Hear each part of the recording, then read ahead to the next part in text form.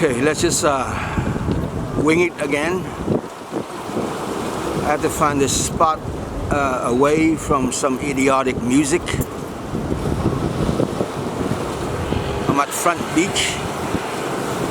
As usual, there are these people with their backs turned to the ocean so they can look at their phones. Okay. Let me get in the right mood, eh?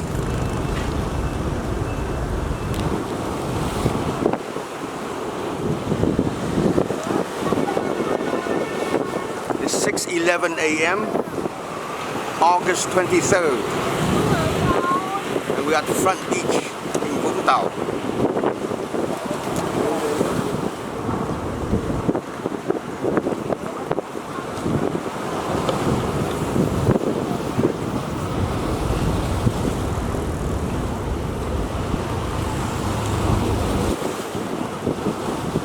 Bought a new pipe, much better, man. This is like 5 times more expensive than my other piece of shit.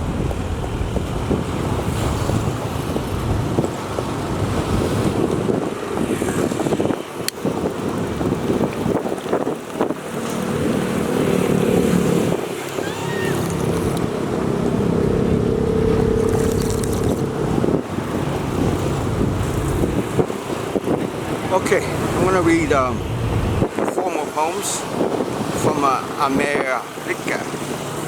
To the rich mother. The first one is called July 4th, 2013. Is it the 4th of July yet? So who should I shoot now? Dude, can I jerk off your flag? You're welcome to stroke mine. That we can both massage the Constitution, you know, roll it up like this and stuff it up the Liberty Bell's ass. Man, I feel like voting again. It's like eating bad Chinese. Do you elect this emoticon? I'm bored. Let us waterboard a whistleblower or two. Global warming is cool, so let's all sleep naked, just like Bradley Manning. I've never heard of him either. You know what kicks ass? A flag tattoo on a corpse, or guys pissing on a corpse. Let's snag some army chicks and make a naked pyramid. Don't join if you don't want some.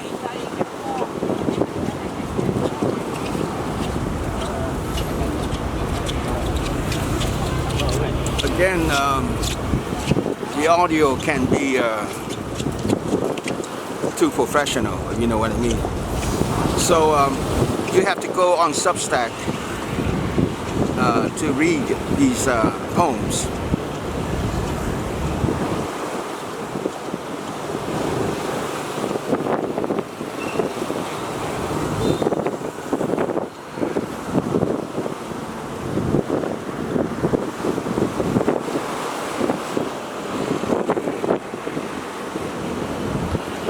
Already feel like another hit. I have an addictive personality, or a compulsive personality. If I do something, I can't stop. That's why I've cranked out like 30 books that no one reads.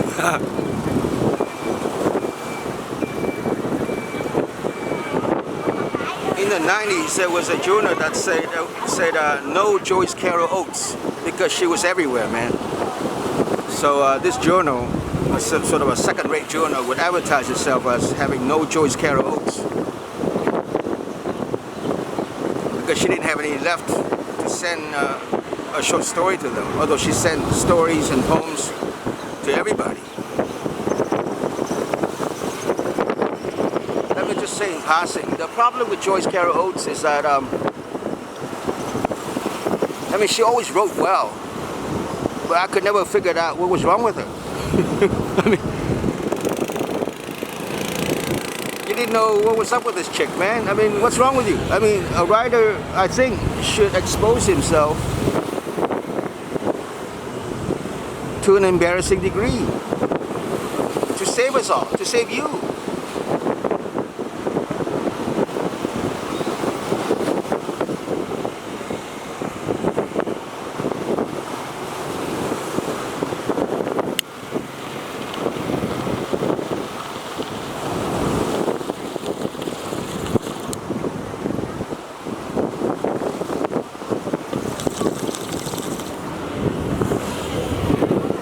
Trying to get you high too by blowing into the screen.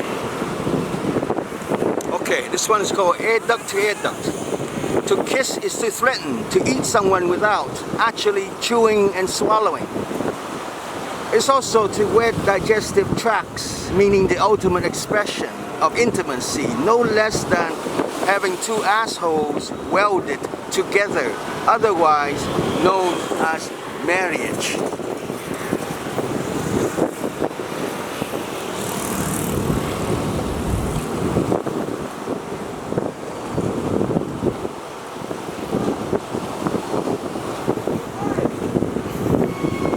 Next one is called Wits, W-H-I-T-S. Before he could tongue her, one of his teeth fell out. That's okay. He winked at his stale yet chirpy stablemate. I still have plenty left. As if to prove it, he spat out a stringy and bloody assortment, then counted to 10 before losing interest. He popped them back. They kissed for the longest time, maybe even a bit longer, since they had already paid too much, you see, and had to get the most out of this swindle. They had to milk it by any means necessary. This is way overrated, she grimaced. Aren't you gonna ask me what I've been reading? It's not Jonathan Swift, that's for sure. I mean, I like poetry and everything, but as soon as I bite into one, you just wish you hadn't. He finished the sentence for her. Speaking of sentences, some should be as long as the most tedious bridge you will ever encounter, while others could be as brief as this sunshiny life, and it always matters. Many wits.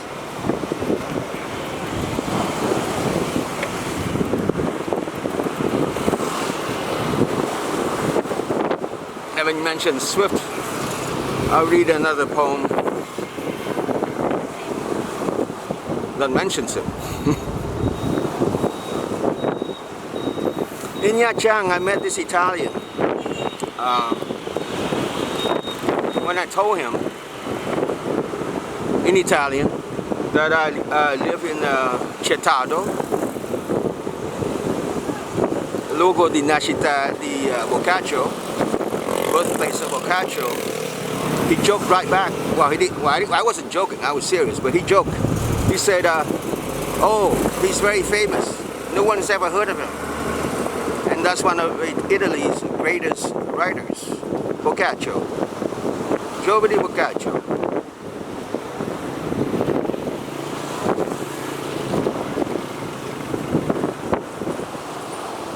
Did I mispronounce his name, or did I just make up his first name? I don't even know, man. I get confused about everything now.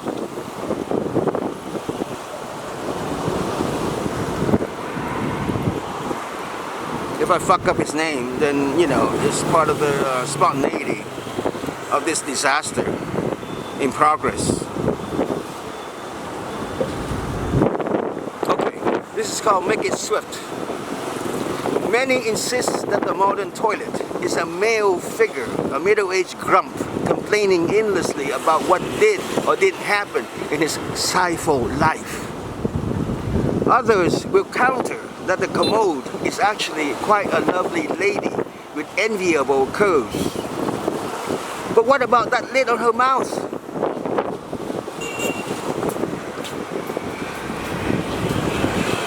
Other women are so envious of me. I can't sleep a wink without worrying that your wife, for example, will sneak in here to steal my lid, to snap it onto her own lovely yet incomplete mouth. This poem is so full of it, and I'm so full of it, being a sci-fi middle-aged creep. But why do we read and digest at the same time, desecrating both reasonably excusable acts? So put this non-poem down, please, and finish musing in relative peace.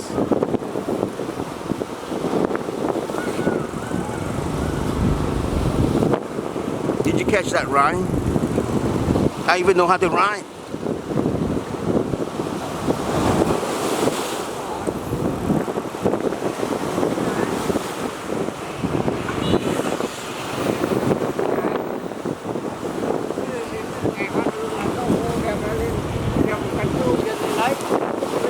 Habitual rhymers though are fucking losers.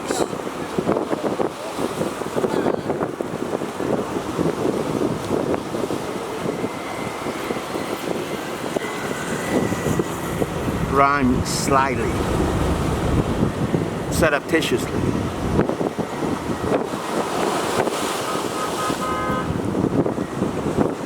But not so cowardly like a sucker punch. Well, actually, every rhyme is, well, not every rhyme.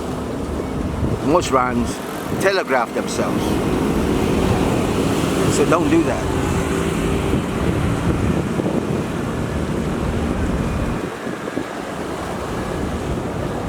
The next one only read once in New York City, in Brooklyn. I was with a group of Japanese writers, and I had just written this. So I read it just once. I can't remember most of my poems. I mean, of course I can remember each line, but I can't remember that I wrote them. So each time I see, well, not each time, but almost every time I see a poem of mine, I'm like, hey, wait a second, is this mine?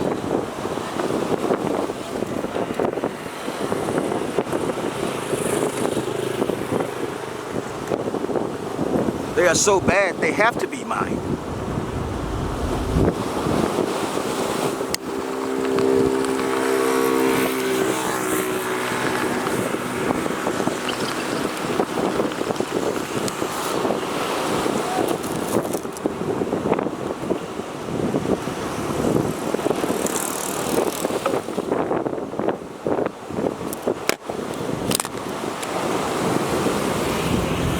Okay, this is called Wrong to Man. Out of some desperate political, philosophical, and moral conviction, he uses scissors as toothpicks, books as footrests or chairs, hotels as sexy morgues, genitals as ghost limbs, rain as owls, Shakespeare as André Breton, life as afterlife, Earth as moon.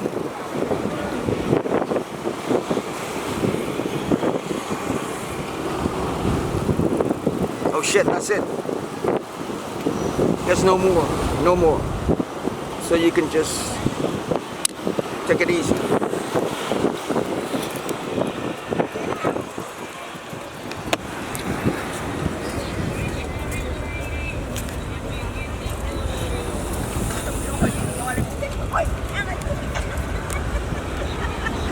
There's a woman who sells hot tofu. She's always dressed in that Mekong Delta outfit.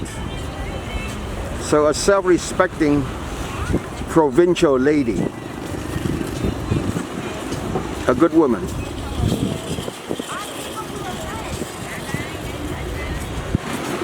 Probably too good for the city.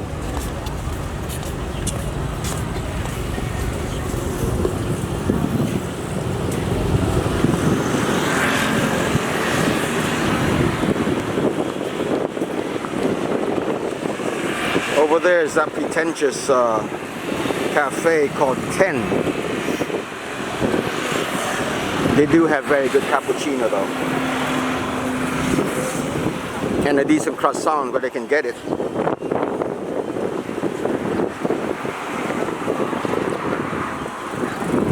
All right, man. I think that's it for me for today.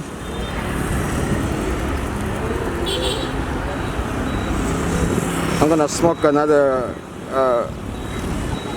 bit of thuốc lào and maybe go over there and have a cappuccino.